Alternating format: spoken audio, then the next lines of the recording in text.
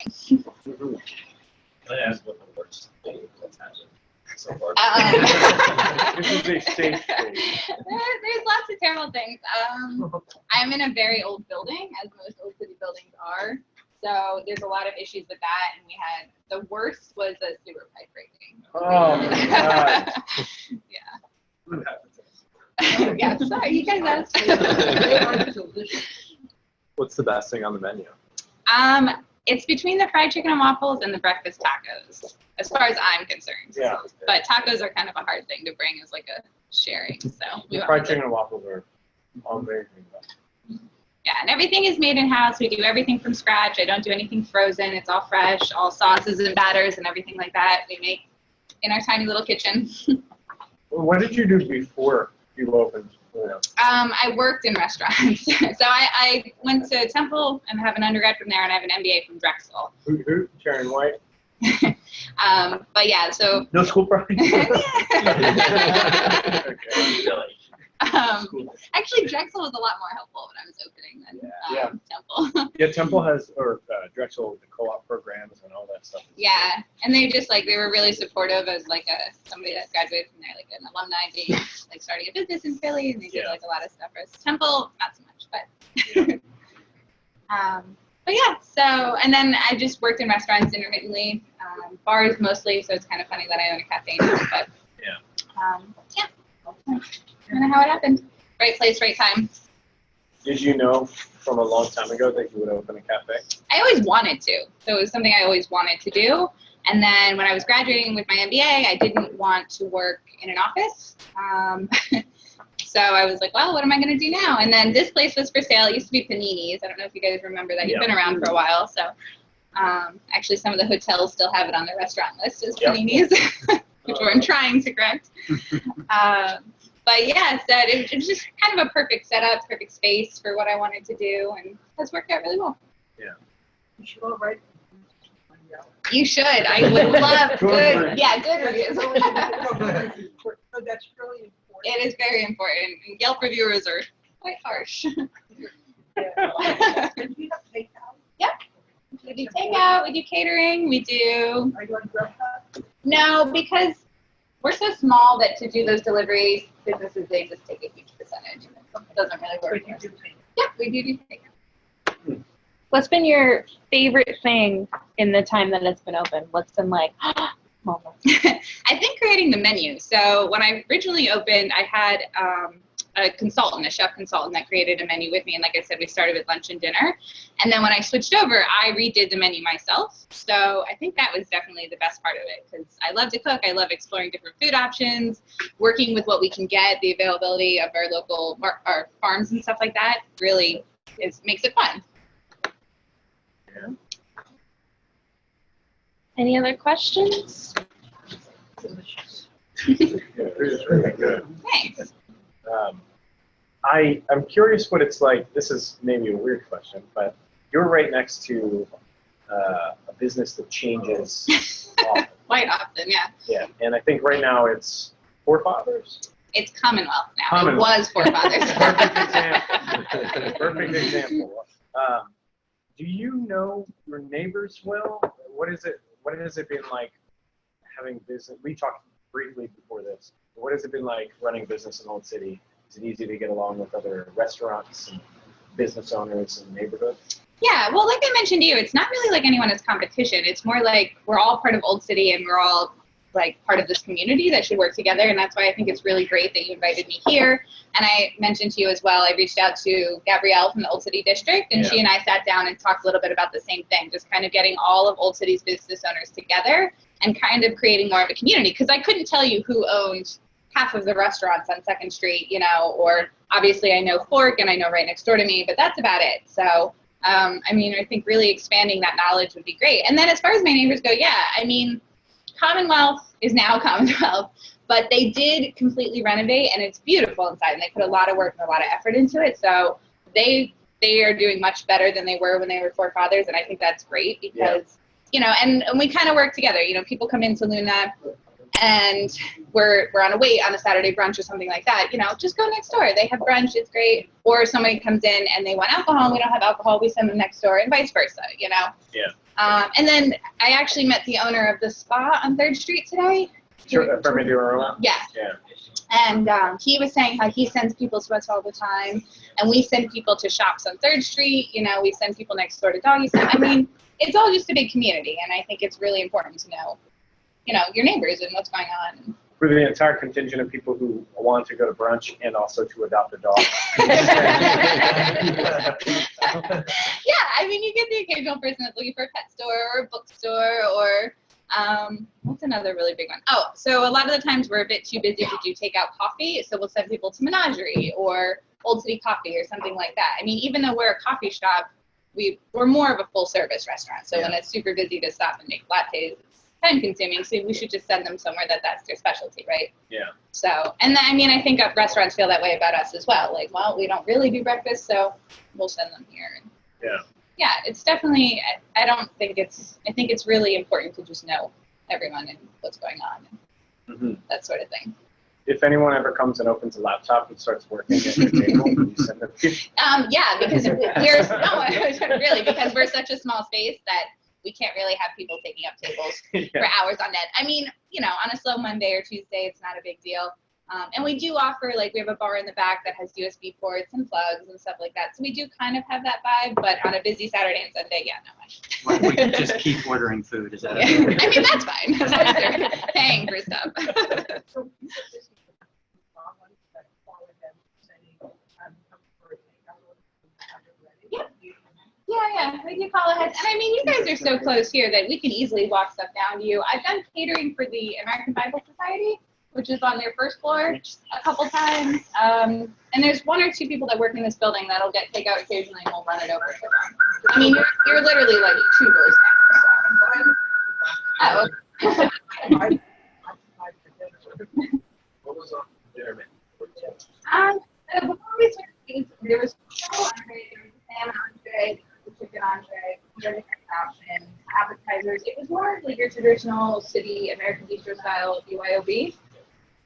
So it was really hard to do the local source of that as well, because having a salmon entree isn't really something that I can get locally.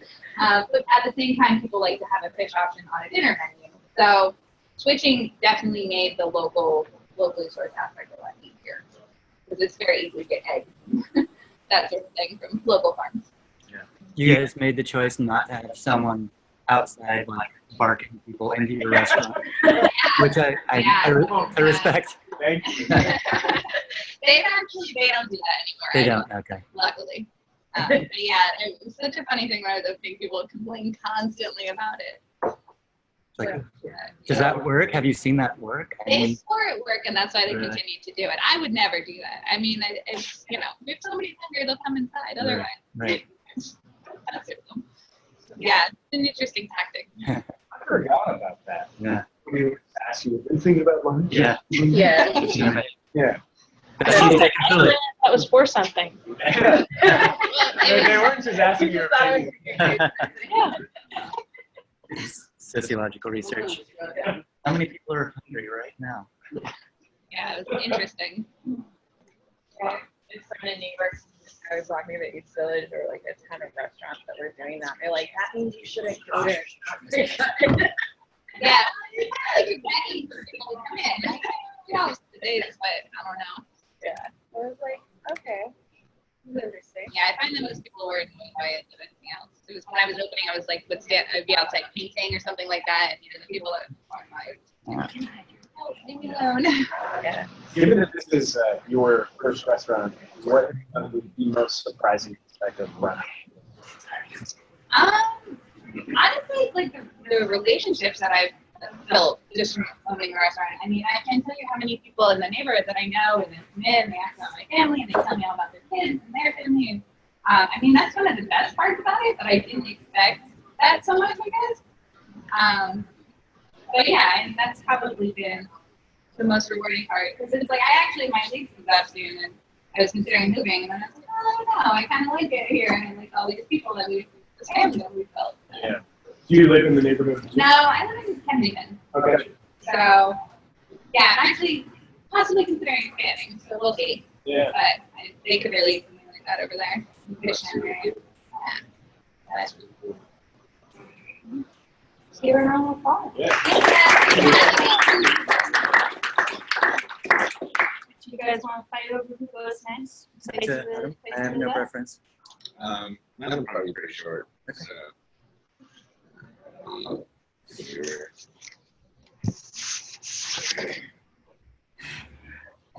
Lydia, can you hear us? It's feeling a little weird. How about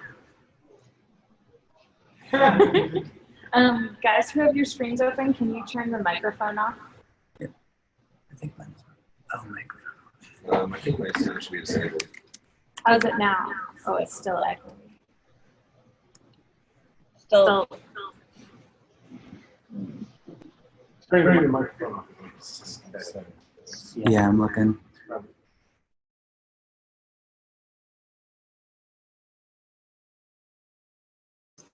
I don't hear anything.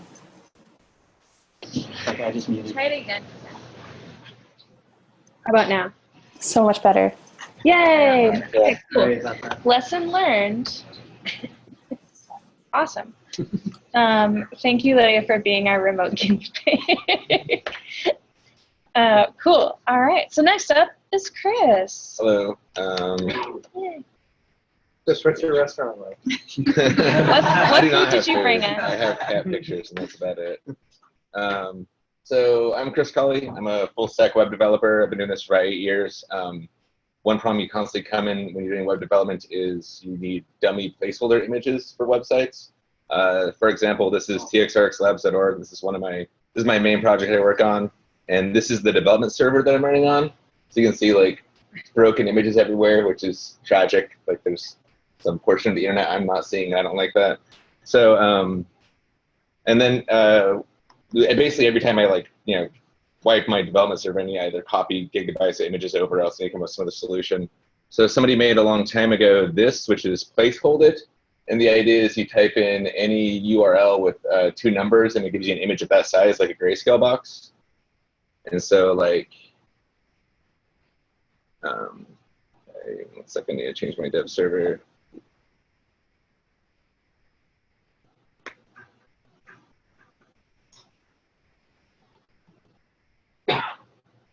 So yeah, that's a little bit better, but I didn't like that. And then I found another one, which is Place Kitten.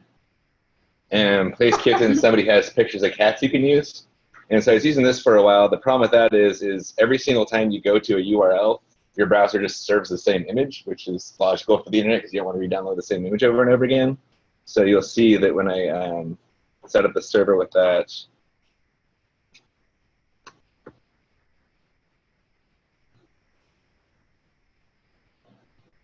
so that's a little bit better, but still kind of boring because all these images are the same size, and so you get the same cat over and over again. So I created PlaceReddit is one that I made. I made this about 3 years ago, but I recently refurbished it a bit, so I figured I'd present it. Basically, PlaceReddit, I go to imgur.com/r/some random subreddit, grab the last 60 images from that subreddit, cache them, and then when you go to placereddit.com/r/whatever the subreddit name is, /width and a height, it will give you an image. So like, for example, I'm on Unlikely Friends, just like, it's like kind of big. Let's do 600 by 675, sure. And so it just gives you a random image. And then if you add like a little number to the end of it, like _3, it just gives you a random one every single time. So let me enable that. And then I modified the thumbnail engine of my website to basically like put the random string there every single time. And then, yeah. So now it's just like random animals instead. And the way that if you use a r/featured on placereddit.com instead of like r/random subreddit name, it actually changes the featured subreddit of the day every single day. So today it's like Unlikely Friends, which are like, cats cuddling with dogs, and there's a wolf and a bear hanging out. And then it goes, there's like cats and dogs, and like I think it's ferrets this one day because a friend of mine really likes ferrets, and turtles is another day. So yeah, it's just a way to get better pictures on my website. Random technical notes.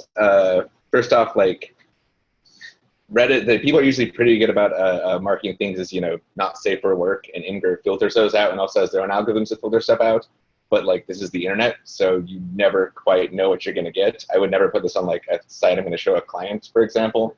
There's also a problem where like, they do lorem ipsum text for a reason, and that's because if you put actual copy onto something, when you're trying to show something like a design, people get distracted by text, and the same thing happens even worse with images. Like one time I had PlaceReddit on a site that I was showing a client, and suddenly we spent the entire time like people commenting on pictures of dogs. It was like really aggravating. Yeah. So you're saying that you use this strictly for development purposes, so you're not aggravated with broken images or lack of images? yeah, it just keeps things interesting. Like basically I just like get a constant barrage of cute animals every day when I work on websites. That's not bad. As opposed to, gray boxes or broken images. Would you show us some of the subreddits that were available? So I think I have like 70 or 80 or so. You can actually, if you want me to add some, like let me know. I'll gladly add Click some. on birds with Capybara. Birds with arms. It's a subreddit for photoshopping birds that have pictures. It's the internet. Welcome to the internet. That's good. Very good. Yeah, you gotta open your mind, Amanda. Yeah, I can add if anybody wants some on here, like I'll gladly add more. I just picked like random ones for fun, the ones that I knew about.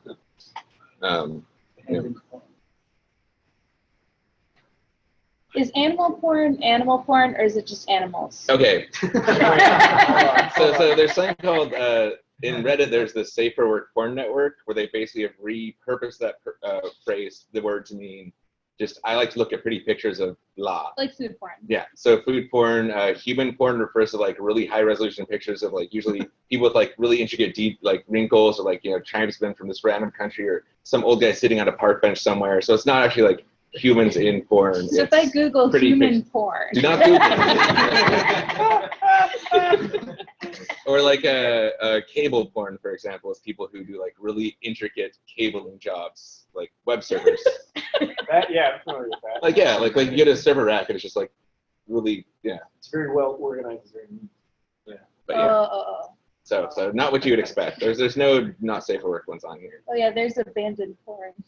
Yeah, it's like pictures of cars and stuff. The steam tugboat in the middle of the ocean, or beach tugboat. Wow. How long did it how long did it take for you to build them? You said you recently rebuilt it. Yeah, everything in programming is like 80% is this brilliance that takes like 3 hours to just like make most of it, and then just like 25 hours of fine tuning the last 80%. The big thing here is none of these images are cached, so every time you go to an image, it actually generates it on the fly. And the way I did that is like there's 2 steps to caching an image, to cropping an image. So if you wanted a picture of this that was square, you'd start by cutting off the top and bottom to make the aspect ratio proper, and then scale it down to the right size.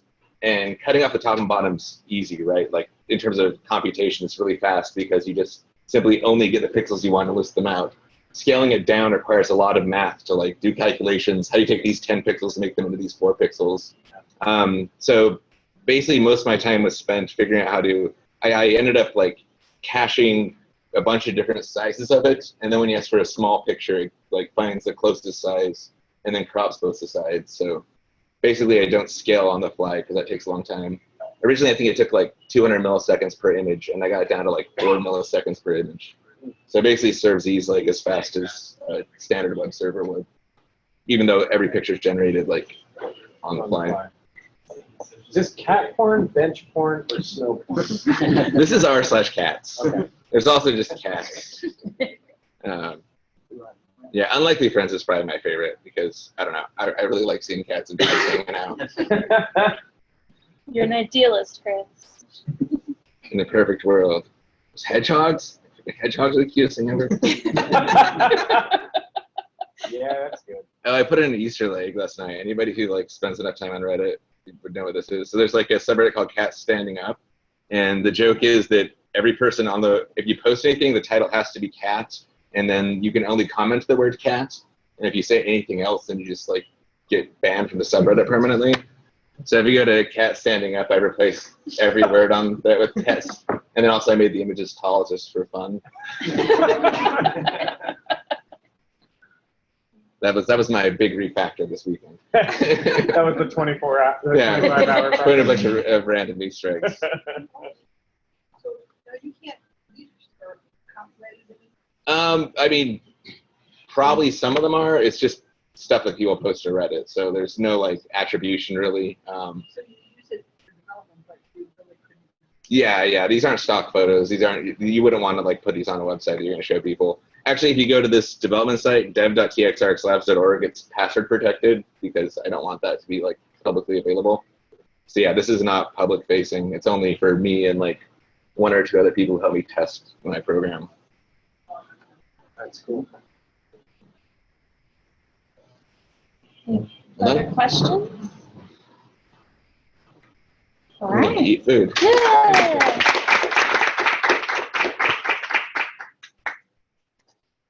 All right. Dev Night Dudes, you are next. Sean, you wanna come up here? So Jake, what kind of porn do you have? so a little porn. Actually, so you guys, this is going to be so much more stiff and formal compared to your guys' cool presentations. I might have overdone it, so I might breeze through a little bit of this. What do I? Sorry, just a boring game developer. Serious Making business. games that are fun. This game is about making a 401k. Okay, that probably really well. You know, I lost my. Yeah, Warhammer 401k. my screen. That's horrible. It's like NFL head coach, but for Warhammer.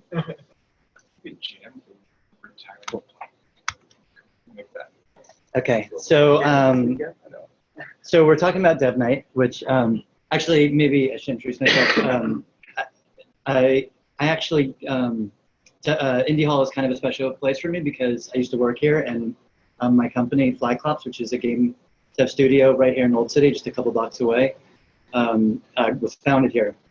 A few years ago, I was freelancing, and it kind of like was like horsing around with some games, and met Parker, who was the den mother of Indy Hall, was the Sam of Indy Hall at that time, and we just started we started making a couple games together, and like dumb games like a brain in a tank that throws boomerangs at zombies, and Not dumb. a gorilla that smashes buildings. And we're having a lot of fun and not much success, and but we were all into kind of forging a little game dev path for ourselves, and you know, naive but enjoying it. And then we kind of stumbled upon a business opportunity, which was there's no Domino's multiplayer game in the App Store at a time when there like holes didn't exist in the App Store. So we kind of jumped on it as a side project for like notoriously 2 weeks, and that was like 5 years ago, and we're still working on it. We released it, but we're still we've grown as a company, and we have like 7 people now, and we started here at Indy Hall. Josh is our first employee. There's a few Flyclops people here. Josh and Yuri and Parker and Amanda all work at Flyclops. And we got started here at Indy Hall. Well, not this building, but old Indy Hall. And so this is kind of like our origin story, which is kind of cool. And when we moved out of Indy Hall, we moved into the Philly Game Forge, which was like kind of a co-working space, really just a shared office for game developers. And in an effort to be closer to some of the best game developers in the city. And that's when we kind of got involved in Dev Night more. So I'm here just to kind of talk to you about Dev Night. This is Sean, who is the founder and president of Dev Night. One co-founder, right? Yes. Yeah. Okay. Yeah. So we're just going to kind of explain what Dev Night is. How many people who didn't come with us know what Dev Night is? Or have heard of it? Heard of it. A little bit. Okay. So this is like our banner on our website, and it says supporting game creation in Philly every Thursday. And like Dev Night is a little bit of a hard thing to define, and I kind of started like typical presentation, like what is Dev Night? And it was tricky because in like nominally it's a game dev meetup, but it's really kind of grown to be like something different. It's like way beyond the scope of just game dev. It's not a traditional meetup, and it's certainly not just dev. So it's hard to say. The other thing is it's changed a lot since the beginning. It's gone through phases, multiple phases, and been many different things. It's kind of a sprawling like collection of different activities that is, but it's just very loosely defined. And also, there's a lot of similarities to Indy Hall in that it's kind of unintentional. There are a lot of things that happen at Dev Night are created by the members. And it's not like, it's very not top down. It's very like bottom up organization. It's very organic, and it just kind of happens. And I don't think until recently we've even really thought about like what the mission statement of Dev Night is. It just kind of moves and grows and gets sometimes stranger and sometimes not. Also, we're right now in a period of kind of trying to figure out what it is. So instead of trying to decide, like define what it was, I just thought I'd answer a couple other questions, which is, first of all, where did it come from? So it came, like the Philly game dev scene is interesting because professionally it's weak. Philly is the largest city in the country without what they call a AAA studio, which is like an EA. It's a studio that has dozens or hundreds of employees and puts out like $60 Xbox games. We have the smallest game dev scene of any major US city. We have good academics, like Drexel and Penn both have good game programs, but we don't have a real strong presence, and we never have. We have a strong indie scene though, and kind of like other parts of Philly, we have a really strong community, and this reaches back before Dev Night. I think everywhere I look in Philly, strong community is kind of one of the hallmarks. And before Dev Night was here, the IGDA, which is the International Game Developers Association, which is the largest professional game development association, called out Philly for like doing it right, even though we didn't have a big pool of talent to pull from. Philly's chapter was like called out as being like the most regular, attracting the most people, kind of creating the most community, having regular like beneficial events. And that's kind of the tradition that Dev Night inherited. And IGDA kind of Philly's dried up a little bit because some people left, and it left this void. And I think that's where Will, who is the co-founder of Cypher Prime, and Sean are two of the most like accomplished game makers in Philly, got together and were just like, let's hack. So they just started getting together and working on things, and they invited their friends, and it really just started. I think I have a picture. Yeah, there they are. That's Will and Sean. Look at them. So much hair Will has. Hot dog lovers. So it started out very informally, kind of a private event. For I don't know, how long were you guys doing that? 2013. A few months. A few months? Yeah. Before you like opened up the floodgates? Yeah. The public? Yeah. It was a really harsh vetting process for a lot of people. Right. Yeah. So at some point, Dev Night went public and opened its doors to all comers, became kind of a meetup. But it wasn't really a meetup. It wasn't like a Cocoa Head style format where people come and sit and listen to a talk. It was people coming and working on stuff. And kind of, again, another similarity to Indy Hall, I think part of the reason was you guys wanted to find your people. Like Alex frequently says, one of the motivators for starting Indy Hall, to create a community so that you can meet the people who are like-minded and for, you know, just to talk shop and to socialize and just to create a community. Will has said that it's also like a ulterior motive, not ulterior motive, but one of the other motivations was cybercrime was growing. They wanted to hire people. They didn't know people. So rather than putting like Craigslist ads out, they created a community of people that they could then hire from, and it worked. Let's see. So this is kind of like early days. This is kind of when I got involved in Dev Night, and this is Cypher Prime's office. And kind of, it's what you would expect. It was like summer when I first started going, and these are like floor-to-ceiling, south-facing windows with like a crappy air conditioner, full of like a room full of coders. Basically smelled like you would think it would. It was a tight space. It was really crammed, and it was very like dev heavy at that point. Do people like playtesting an analog game about pizza, which is kind of cool. Let's see. So that's kind of where it was when we got involved. And then kind of a magical thing happened. Cypher Prime's floor mates like moved out, and Cypher Prime expanded like a lot and opened up Philly Game Forge in like the whole floor of the building. And so all of a sudden, Dev Night had a ton more space, and this little community of people sitting around with their laptops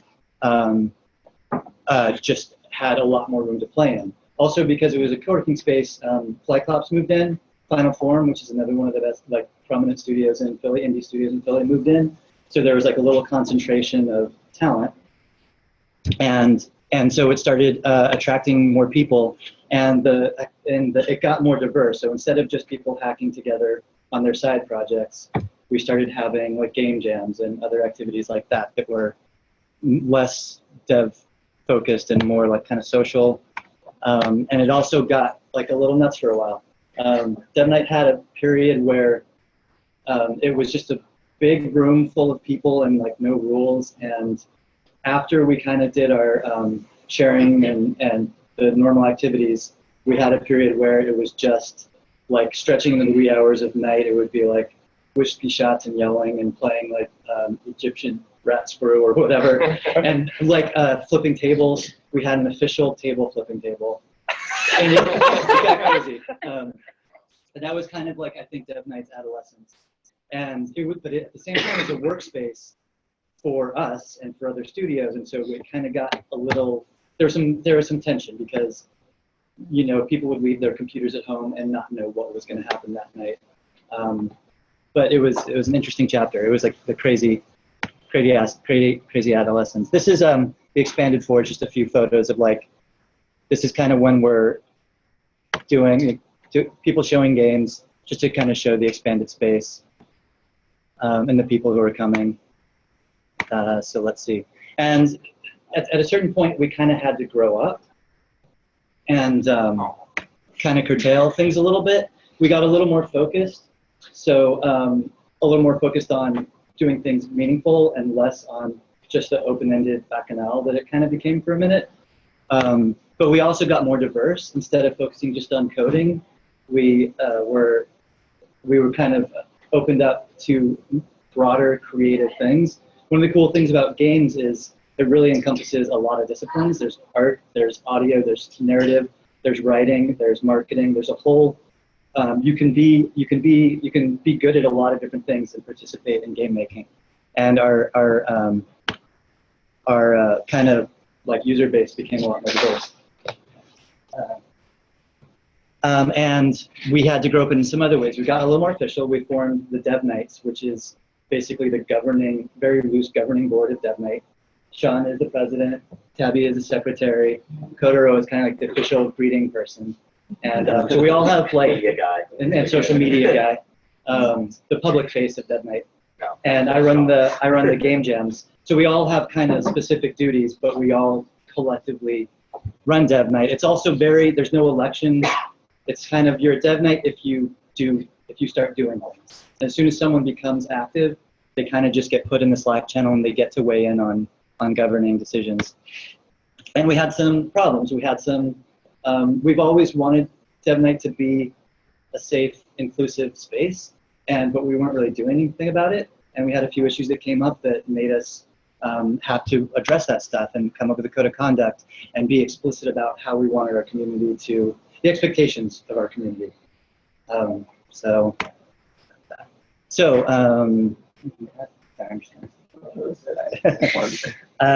what do we do? One of the biggest things, I think, kind of the heart of what we do is game jams. And a game jam is like a hackathon for games, essentially. It's a bunch of people get together, so it's a communal thing, which is an important part of it, and make a game in a certain amount of time based around a certain theme. And they're kind of a big thing in game development right now. This weekend, we're having the biggest game jam on earth is happening. It's the Global Game Jam, and we'll be hosting it at Web Junto. We're gonna have like 40 or 50 people there. And it's a jam that happens concurrently all over the world in dozens of countries. There's tens of thousands of jammers who do it, and they make thousands of games. It's a huge, huge thing. It's a pretty interconnected community. People are going to be twitching, and there's Slack channels and communicating between sites. And it's just a really cool, everyone is making a game all at once, like all over the world. And it happens over 48 hours. It's kind of an athletic event because a lot of people don't sleep or sleep very little. And you get a theme announced to you, you form teams on the spot, and you make a game in 48 hours based around that theme. It's really awesome kind of thing. And there's a whole bunch of other jams that happen. There's a train jam that happens like over 52 hours on a train from Chicago to San Francisco. There's a 1 hour jam that happens when the clock moves back, or a 0 hour jam rather.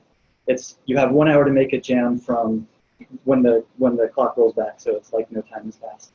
And there's game jams that happen all over the place about all sorts of things. Our jams are a little more relaxed. They happen over 2 weeks, and you get to work on it basically as much or as little as you want. So they're less formal, they're less grueling, you don't have to lose sleep, and you can have a life through it. But we do them once a month, and that is the aggressive part of our community. And from my perspective as the person who runs these jams, it's like an impressive output of creativity. It's kind of as if Indy Hall would have a hackathon once a month, where anywhere from 5 to a dozen pieces of software, art projects, or whatever just get made by the community and then showcased. So that's what happened. That's what we've done for like the past 3 years, and it's crazy. Other game communities we've talked to, like nobody does it this much. We've talked about reducing, and the community is like, no, like keep going. So that's what we do. And our themes have been like, the themes can be like anything. It can be random. We did one that was like pick an Oasis song title and do a jam about that. We've gotten into issues like death. We did a death jam, which is kind of trying to evaluate how kind of trivial death is in video games and try to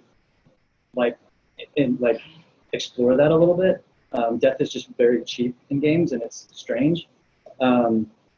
We had a jam that was like pick a Florida man tweet, which is like headlines of weird things that happen in Florida. But we also do kind of like process jams. So we had a field games jam, which was basically create a sport, something you could play outside on the grass. Every year we do a Secret Santa jam, which is you swap names and you make a game for that person, like about that person or to that person's tastes. We do an Iron Chef jam every year for the past 2 years, which is an analog jam, so it has to be non-video game, just like a board game, table game.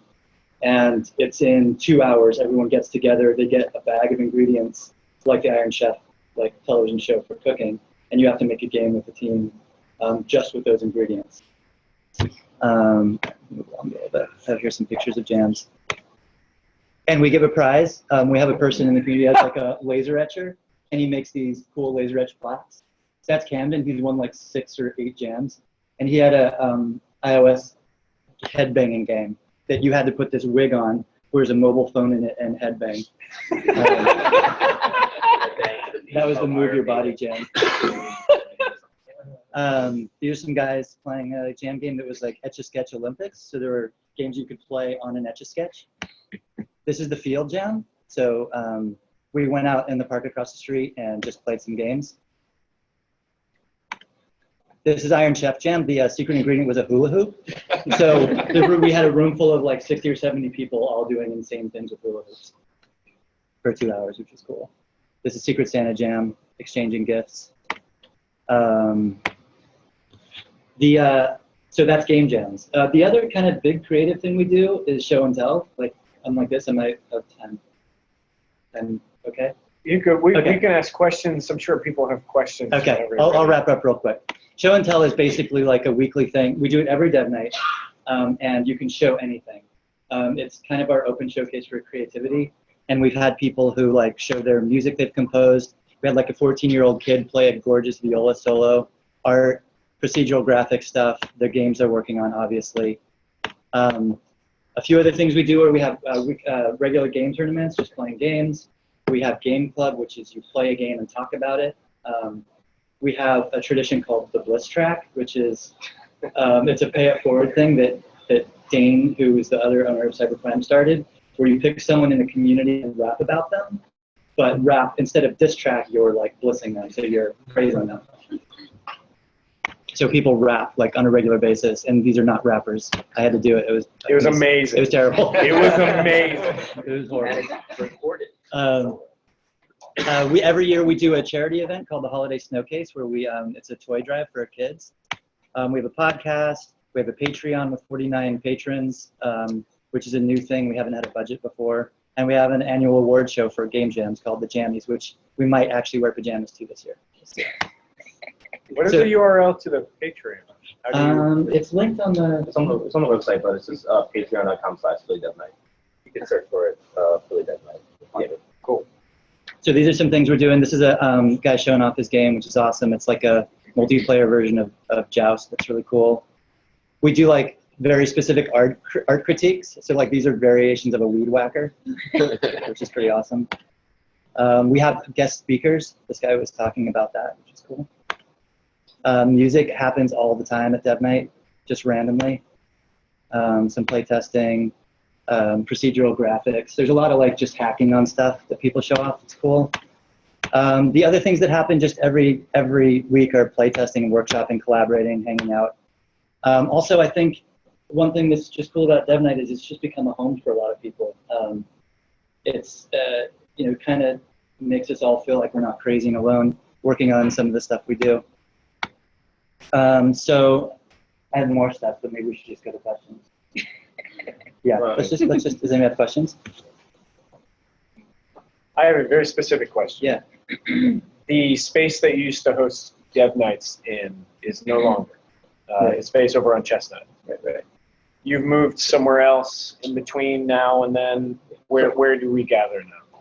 So we're a little bit on hiatus right now. We moved to an internet cafe in Chinatown that was like doing the job, but enough. But they closed down. So we're trying to figure out space right now. In the meantime, we're hosting like just casual events while we figure our stuff out. Mm-hmm. And those events are hosted at people's homes or in venues? Usually public places. Last week we met at Barcade just for a casual hangout where ate tacos. Yeah. Taco jam. Taco jam. When is the one at the game jam at Web 2? It's this weekend. If anybody's interested, there's I think a few more spots. Go to Google Global Game Jam and search for our site. And you can and register on the Game Jam site and sign up for it. It's the only site in Philly called Philly Global Game Jam. Yeah, there used to be 2 spots. I don't know if the one in Camden is still open, but it used to be here in Drexel. But now I can only the others only really Dev Night does it. And it's a very welcoming event. Like it's all team based. If you haven't made a game before, but you feel like you can contribute in a way, like please come. Because we have people of all ranges. That was the other thing I was going to get into is kind of what we're composed of, and we have professionals to hobbyists to students. We have teachers who teach at Drexel and more. We have like journalists. We have people of all levels and all kind of backgrounds. So it's a very diverse group in a lot of ways. Well, I never participated in it. We held, I think, 2 global game jams. Yeah. IGDA, yeah. That was before we moved into the first floor. Yeah, we were just upstairs, and I remember it was a rare sort of like all weekend takeover, and you don't really do that so much. But it was a group that we were friendly with, and I remember coming in, and it was this bizarre mix of just like chaos and just people making stuff. It was super cool. People that were complete strangers like bonded over an idea or a challenge, and like the goal was just to make that thing by the end of the weekend by whatever means that we had. It was really inspiring just to get flying on the wall. Really cool. I explicitly remember Tristan Hightower hosting the IGDA Global Game Jam in 22 North 3rd Street where Indy Hall was, but this was before we were there. And we only had that little space, and people would camp out and put sleeping bags on the concrete floor, and tables and precarious TVs on tables and showed like packed into this whole space. And I gave Tristan my phone number in case she needed anything, because we didn't even own that space or lease that space at all at the time. So we were sort of sneaking. And she would call me every time the fire alarm would go off, which was like once an hour, every hour. So instead, like, of course, no one could sleep because they're game jamming, but they would call me every hour through the entire night to say, the alarm is on again. What should we do? Never mind, it's off. And yeah. So We don't learn, apparently. yeah, they were, I mean, that group was committed. Yeah. Because they did the damn thing. It Yes. was fascinating. Yeah. It's a trial, like, but people do it. It's crazy. So many cool things come from it. Remember showing Domino and you had the physical domino sets? You just It's not for showing. It's like Domino on iOS. Here's a physical domino. That was before I did the marketing. Let's Yeah. get after it. Awesome. I have a question about the global game jam. Yeah. Are all of the games submitted to some kind of a repository for, me to just go on the website and like look up all the games? Yeah, you can go on the Global Game Jam site and see games from past jams. I mean, there's thousands of them. So, but yeah, and like one of the things, the kind of spirits of Global Game Jam is it's non-competitive, so there's no like awards given. It's just about like, but you have to post your game. So if you look at the Philly site on Monday, you'll see however many games all posted, and you can play them. How do they organize that? Is it organized by any type of like category or like platformer versus? You might be able to attach the metadata and search. I can't remember that. Yeah. Cool. Yeah. I mean, one thing I will say about the Philly Dev Night Game Jam, if you participate in them, over time you realize, and we do ask that you post your games on itch.io, which is sort of like a free for all, game app store-ish type of thing. Normally we post one for each game jam. Like on average, Philly Dev Night produces about 6 games per game jam. So that's 6 games a month on average. That's produced in a community. And they're both analog, digital, it can vary in a lot of ways, but it's such a diverse set of games that come out of Philly Dev Night. It's come to a point where there's some YouTubers that would do Let's Plays on them, just on those games alone. And there's no restrictions because we don't know any better. There's nobody from, Blizzard or EA with that experience say, hey, you should be making this first-person shooter where you're shooting bananas. Like, I don't know, that sounds cool, And that's the beauty about not only game jams in general, but the Philly Game Jams by itself is that it's indie for the reason that it's forced to be indie in many ways, but at the same time, that's what makes it beautiful. It's kind of the punk rock scene in my mind, where we just do what we want in terms of the games. Back too, what's specialized that like is that you don't have to be a developer. You don't have to be a game designer. If you're an artist, singing artist, they also need music, you need writers, being able to go in and be able to collaborate with people that know things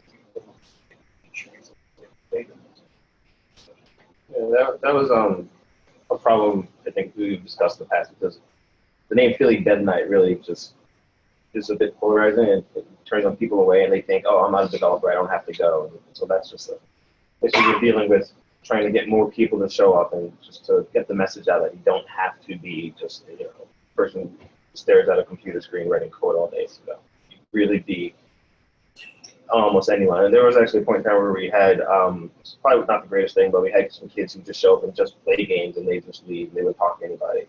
I mean, so we also babysat a kid for a while. Was that a game? Did you get paid for it? No. I mean, I don't know how much they talk about kids, but His mom brought us salad. Yeah. Oh yeah. That was a whole bunch of catering. Like bowling alley salad. Yeah. It was weird. It was like one parent would drop them off and the parent would pick them up, and that was was fun, I guess. We were very ungoverned and just, it was a wild west. Yeah. But Dev Night, we want to change the name. It has a certain amount of inertia right now, but it's a terrible name. It doesn't describe what we do really at all. But yeah, I mean, we're going through so much transition right now with spaces and figuring stuff out. We just kind of want to get back on our feet before we think about like rebranding. And for a while, it was a really active group. I mean, every single week there would be at its peak like 50 to 70 people. And I would see a handful of new people every single time. So we had a lot of people going through there, and its like appeal was really broad. Yeah, these are the last pictures of just like hugging, just group hugs, which I thought was fun. Would you ever do a showcase here at Indy Hall? Would we do something where people have made games and we can play test and show them off and share? Yeah. I mean, yeah. One of the things that in the. Do you want to talk about the? Well, one thing that we were talking about is expanding, and not necessarily more collaboration. Interacting with other groups and potentially working with them to do other really cool things. Actually, we had the controller people. The hacker. There was a thing that we were talking about. They would make controllers for us, and then we'd make games based on their weird custom controllers. So one thing that we know we can do is try and encompass more people in Philadelphia. I mean, there's a lot of people in West Philly, a lot of students who just don't want to make the trip over the side. So we're talking about potentially having events over there. There are some great spots in West Philly where we can have classes. There are some other spots that we can just have showcases. And so there's a lot of potential for us to, I mean, despite the fact that we're in this weird neighborhood state, we're just floating around and having casual meetups, there's a lot of potential for us to expand and become something much bigger than what we really are, and a force that is much more beneficial for not just us, but for people who want to become game developers now. And then, I mean, of course, it's later down the line, but hopefully Philadelphia becomes a much more powerful game-making city than it is right now. That's about it on time. Okay, Just want to make sure everyone can get back at Sorry, 1. mine was a little wait. I didn't know what the thing else said. Oh, but thank you. Yeah. Thanks for listening. Thank you all for coming. We do show and tell once a month. It's every third Thursday. So if you ever think of something you want to share about, or a discussion you even want to start, or you just want to bring us some food and have us ask you questions, then please talk to Adam or I, because we're always looking for folks. Cool. And we can do it remotely as well. We don't have to physically be here unless you're bringing us food. Remote. No. You do a remote and send you guys for I'm so glad I went second. Sorry. If it would have been like, we made this amazing community, and I'm like, sorry. Yes. I definitely didn't want to follow the rest. If I knew there was someone behind me. Yeah. Oh no, it was good. I mean, the other two were really short, so I think it was actually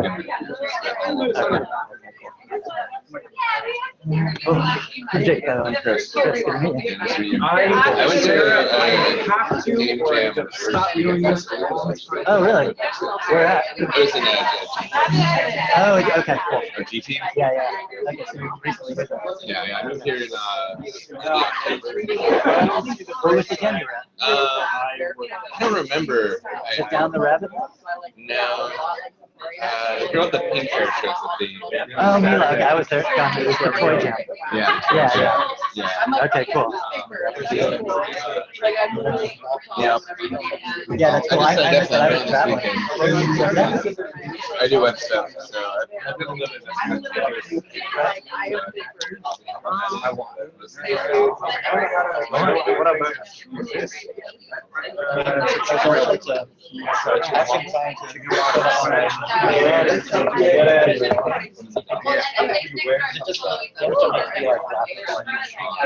Like 3D environments. Yeah. Really, Like multiplayer.